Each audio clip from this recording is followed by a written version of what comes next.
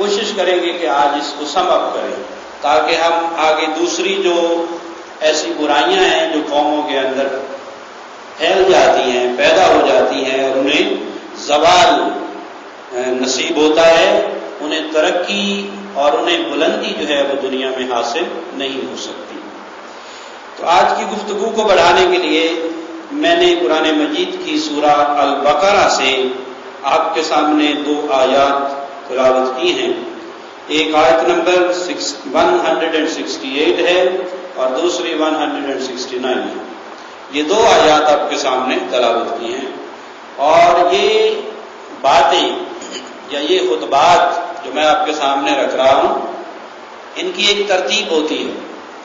ہم قرآن مجید سے شروع کرتے ہیں، سنت رسول اور سیرت رسول اور حضور صلی اللہ علیہ وسلم کی احادیث سے کوٹیشن لیتے ہیں، اور صحابہ کرام رضوان اللہ علیہ مجمعین کی جو زندگیاں ہیں، جو آثار ہیں، اور خصوصاً خلفائے راشدین رضی اللہ تعالی عنہم، ان کے احوال سے آپ کے سامنے باتیں رکھتا ہوں، اور پھر نتیجتاً ان کو ہم اپنے حالات پر دیکھتے ہیں کہ ہم کہاں کھڑے ہیں، کہ جن کا ہم نام لیتے ہیں، قرآن کا ہم نام لیتے ہیں، حضور صلی اللہ علیہ وسلم سے محبت کے دعوے کرتے ہیں، صحابہ کرام رضوان اللہ علیہ مجمعین سے ہم تعلق جوڑتے ہیں، کیا ہماری زندگیوں کے اندر یہ تینوں چیزیں نظر آتی ہیں یا نہیں آتی؟ اس بات پر میں کوشش کرتا ہوں کہ ختم کیا جائے، تاکہ ہمیں ایک میسج ملے، ایک پیغام ملے، اور ایک عمل کرنے کے لیے ہمارے اندر ایک انکریجمنٹ جو ہے وہ حاصل ہونی چاہیے۔ بحیثیت مسلمان ہم سوچیں کہ جو کچھ ہمارے پاس ذخیرہ تعلیمات ہے، کیا ہم اس پر عمل بھی کرتے ہیں یا نہیں کرتے ہیں؟ بات ختم یہاں ہوتی ہے، علم پر بات ختم نہیں ہوتی، یاد رکھیں، تقریروں پر بات ختم نہیں ہوتی، روزانہ قرآن مجید ختم کرنے پر بھی بات ختم نہیں ہوتی، روزانہ 100 مرتبہ 1000 مرتبہ درود پاک پڑھنے پر بھی بات ختم نہیں ہوتی۔ یاد رکھیں، یہ باتیں ہو سکتا ہے کچھ لوگوں کو سخت لگتی ہوں کہ ہم تو جناب یہ وظیفے کرتے ہیں اور ہمیں شاید نشانہ بنایا جاتا ہے، نہیں، سبحان اللہ کے ورد کرنے پر بھی بات ختم نہیں ہوتی۔ یاد رکھیں، جب آقا علیہ الصلوۃ والسلام نے افضلیت کی بات کی، اللہ سے دوستی کی بات کی، تو یہ نہیں فرمایا کہ دن میں سبحان اللہ اتنی بار پڑھنے والا اللہ کا دوست ہوتا ہے، اتنی بار اللہ اکبر کرنے والا اللہ کا دوست ہوتا ہے، اتنی بار یہ وظیفہ کرنے والا اللہ کا دوست ہوتا ہے، اللہ کے قریب ہو جاتا ہے۔ نہیں، فرمایا القاسب حبیب اللہ، حلال اور نیک روزی اپنے ہاتھ سے کمانے والا اللہ کا معبود ہوتا ہے۔ یعنی آپ فرق دیکھیں کہ ہم جو قربت کا سفر طے کر رہے ہیں وہ شاید وظیفوں کے ذریعے کر رہے ہیں۔ کس کے ذریعے کر رہے ہیں؟ وظیفوں کے ذریعے، بیٹھے ہوئے ایئر کنڈیشن کمرے میں، ایئر کنڈیشن گاڑی میں کاؤنٹر رکھا ہوا ہے، کیا رکھا ہوا ہے؟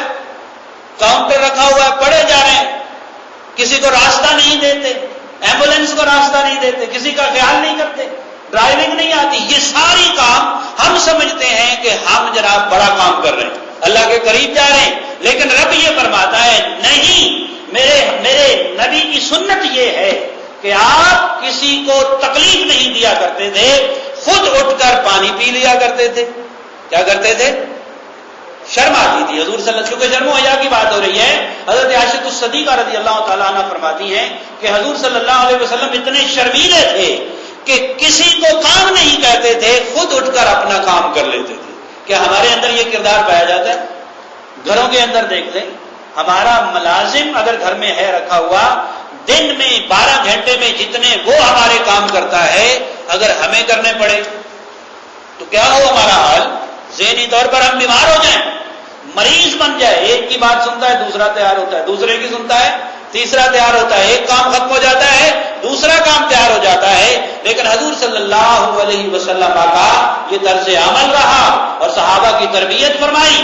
اگر سفر میں ہے اور صحابہ کھانے کے لیے جب اپنے ڈیوٹیاں اور کام بانٹتے ہیں کہ میں پانی لے کر آؤں گا، میں فلاں چیز لے کر آؤں گا، میں آگ جلاؤں گا، میں کھانا بناؤں گا، جب سارے کام تقسیم ہو جاتے ہیں تو میں قربان جاؤں میرے مصطفیٰ کریم فرماتے ہیں اے پیارے صحابہ، مصطفیٰ کریم جنگل سے لکڑیاں اکٹھی کر کے لائیں گے۔ اب کھانا کھانا ہے، پکا پکایا سامنے آ جائے تو ہم بڑے نقص نکالتے ہیں، ایسے ہی ہے نا؟ جب محنت کر کے پکائیں گے تو جیسا بھی پکے گا بڑے الحمدللہ کر کے شکر کر کے کھا لیں گے کہ نہیں کھا لیں گے؟ بھئی خود محنت کی ہے نا، کھا لیں گے، یاد رکھیں جیسا بھی ہوگا کھا لیں گے، کیونکہ پتہ لگا ہے، خود وقت لگا ہے، محنت لگی ہے۔ جب کوئی بنا کر سامنے لاتا ہے تو ہم کیا کرتے ہیں؟ نقص نکالتے ہیں۔ پھر میں جہاں ہائیجینکلی بھی بات کر دوں، اسلام چونکہ ہر طرف بات کرتا ہے، کیونکہ بات آ گئی ہائیجینکلی، میں ایک بات آپ کے سامنے رکھوں، آپ کے ملازم نے یا آپ کسی کے گھر میں گئے، انہوں نے آپ کے لیے ایک انڈا آملیٹ بنایا ہے اور وہ انڈا ٹوٹ گیا ہے، اس کے ٹکڑے ہو گئے ہیں، کیا آپ مطمئن ہو کر کھائیں گے یا آپ کے ذہن میں سوال پیدا ہوگا پتہ نہیں گندا تھا، پتہ نہیں خراب تھا، پتہ نہیں نیچے سے اٹھا کر پلیٹ میں رکھ دیا ہے؟ یہ سوالات پیدا ہوں گے کہ نہیں؟ آپ اتنے اطمینان سے نہیں کھائیں گے، آپ کے ذہن میں سوال پیدا ہوں گے۔ آپ نے وہی انڈا خود بنایا، وہ بھی ٹوٹ گیا، خراب ہو گیا، صحیح نہیں بنا، اس کی روٹی نہیں بنی، ٹوٹ گیا، ایمان سے بتائیں آپ مطمئن ہو کر کھائیں گے یا شک سے کھائیں گے؟ اطمینان سے کھائیں گے، میں نے خود بنایا ہے، زمین پر نہیں گرا، یہ روٹن ایگ نہیں تھا، یہ گلا سڑا نہیں تھا، یہ خراب نہیں تھا۔ آپ کو پتا ہے انسان جو کام خود کرتا ہے اس کے اندر ایک اطمینان پیدا ہو جاتا ہے، اس کے اندر ایک کانفیڈنس پیدا ہوتا ہے، ایک اعتماد پیدا ہوتا ہے کہ یہ کام میں نے خود کیا ہے۔ تو اس لیے میں یہ عرض کر رہا تھا کہ ہمیں دیکھنا یہ ہے کہ ہمارے اندر عمل آتا ہے یا نہیں آتا۔ اگر عمل نہیں ہے تو پھر علامہ اقبال نے کہا زبان سے کہہ بھی دیا لا الہ تو کیا حاصل، سارے دن کہتا رہے، کیا سارا دن کہتا رہے لا الہ؟ ہو سکتا ہے کسی نے اپنے طوطے کو سکھا دیا ہو لا الہ، وہ پڑھتا رہے سارا دن۔ زبان سے کہہ بھی دیا لا الہ تو کیا حاصل، دل و نگاہ مسلمان نہیں تو کچھ بھی نہیں، یعنی اس کی نگاہ میں شرم و حیا نہیں ہے، دل کے اندر دوسرے کا حیا نہیں ہے، دل کے اندر دوسرے کی تڑپ نہیں ہے، دل کے اندر دوسرے کا احساس نہیں ہے، دل کے اندر دوسرے کا لحاظ نہیں ہے، بڑے کا ادب اور احترام نہیں ہے، چھوٹے پر شفقت نہیں ہے۔ اگر اس کی آنکھ اور دل شرم و حیا سے عاری ہے تو زندگی بھر لا الہ کہتا رہے، اللہ کو اس سے کوئی حاجت نہیں۔ اسلام یہ ہے، اس لیے ہم نے یہ شروع کیا موضوع کہ ہم دیکھیں کہ ہمارے اندر عمل ہے یا نہیں ہے۔ پھر عمل سے زندگی بنتی ہے، جنت بھی جہنم، یاد رکھیں عمل سے زندگی بنتی ہے، جنت بھی جہنم بھی۔ یہ باقی اپنی فطرت میں نہ نوری ہے نہ ناری ہے، نہ اسے نوری کہا جا سکتا ہے نہ اسے ناری کہا جا سکتا ہے۔ اگر اسے مٹی کا پتلا کہو تو پھر وہ وقت یاد کرو کہ جب یہ اپنی منازل کو طے کرتا ہے تو فرشتے سجدے کے لیے گر جاتے ہیں، پھر بھی تو انسان ہے۔ اگر اسے نوری یا ناری کچھ بھی کہیں، اگر نوری کہیں تو پھر یہ اتنی منازل کو طے کرتا ہے کہ معراج کی رات کو سدرۃ المنتہا پر نوریوں کا سردار رک جاتا ہے، بشریت کا سردار آگے چلا جاتا ہے۔ تو یہ تو انسان کے مراتب ہیں، اس کی پیوریفیکیشن ہے۔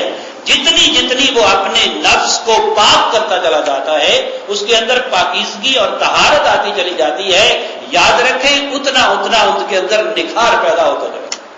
اور یہ کردار کا ہوتا ہے، کس کا ہوتا ہے؟ کردار کا نکھار ہوتا ہے۔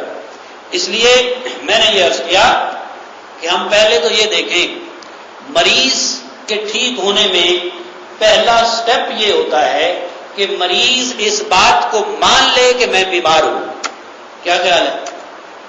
اگر کوئی شخص مانتا ہی نہیں میں بیمار ہوں تو کلینک پہ جائے گا؟ جی جائے گا، ڈاکٹر کے پاس جائے گا، وہ کہے گا میں ٹھیک ہوں بابا، مجھے آپ ڈاکٹر کے پاس کیوں لے کے جا رہے ہو؟ ایک بندہ بے وقوف ہے، آپ سکیٹرسٹ کے پاس لے جانا چاہتے ہیں، جب تک وہ مانے گا نہیں کہ واقعی میں بے وقوف ہوں، میں بہکی باتیں کرتا ہوں، وہ سکیٹرسٹ کے پاس جائے گا؟ نہیں جائے گا۔ اسی طرح مریض اتار نہیں جائے گا۔ یہی حال ہمارے کردار کا ہے، جب تک ہم اپنے گریبان میں جھانک کر اپنی غلطی کو جانیں گے نہیں کہ میں غلط ہوں۔ کیا پہلے اس کو جانیں کہ میں غلط ہوں، پھر اس کو مانے کہ میں غلط ہوں۔ جب جان لیا پھر کیا ہوگا؟ مان لیا۔ جب مان لیا تو اس کے بعد اصلاح کا پہلو شروع ہو جائے گا. ایک بندہ مانتا ہی نہیں ہے، وہ کہتا ہے جی میں آپ سے بڑا عالم ہوں، تو میری بات سنے گا؟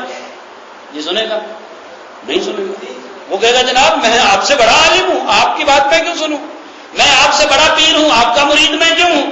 جھگڑا یہ چل پڑا ہے کہ ہم اپنی اخلاقی برائیوں کو نہ جانتے ہیں نہ مانتے ہیں.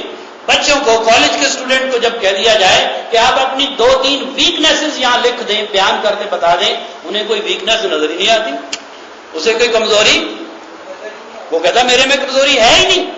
تو کمزوری ہے بچہ، پھر کوئی خوبی لکھ دیں، پھر خوبی بھی نظر کوئی نہیں آتی. اس کا مطلب ہے ہم نے کبھی جانا ہی نہیں ہے، اپنے آپ کو کبھی ہم نے ٹٹولا ہی نہیں ہے. تو ہمارے بزرگوں نے تو یہ لکھا کہ